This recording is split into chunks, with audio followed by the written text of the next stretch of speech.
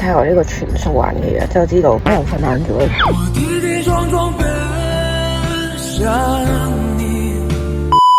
今日又嚟陪粉絲抽脂啦！今次係一個咧產後嘅媽媽啦，佢人生第一次做手術都係交咗俾我啦，術前係超級無敵緊張啦。嗰2個禮拜都係好腫噶嘛，頭1個月都會腫，佢唔係好腫脹嘅，係基本上頭3、4日啦，你會覺得好似做完運動嘅劇烈肌肉酸痛，你瞓低起身咧都會酸嘅，跟住去到第4日咧，基本上個酸痛感已經減咗70%，去到第8日咧，基本上就冇感覺。我們先到房間換下衣服，然後都會把內褲全都脫下來，換好之後，我們紮好頭髮，然後等會我幫你做心電圖和做術前哦。同埋佢會做個皮膚測試嘅，大陸通常都用頭孢嘅，所以你做完手術嘅1個月係千祈唔好飲酒，因為頭孢撞酒係真係會死嘅。記得啊，你1個禮拜內冇飲過酒噶嘛？琴晚先飲完。哦，他昨天晚上喝酒了，不能用頭孢。好彩問清楚。哎，好驚啊！Oh shit！唔使驚，唔使驚，你入到手術室就見到我噶啦，唔使驚，唔使驚。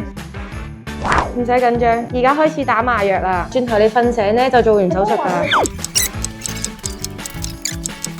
手術做完啦，咁佢今日咧就係做腰腹啦、後背同埋副乳，成個過程都做得好成功。本身佢仲話好緊張嘅，而家我哋採訪下佢先。而家痛唔痛啊？酸酸。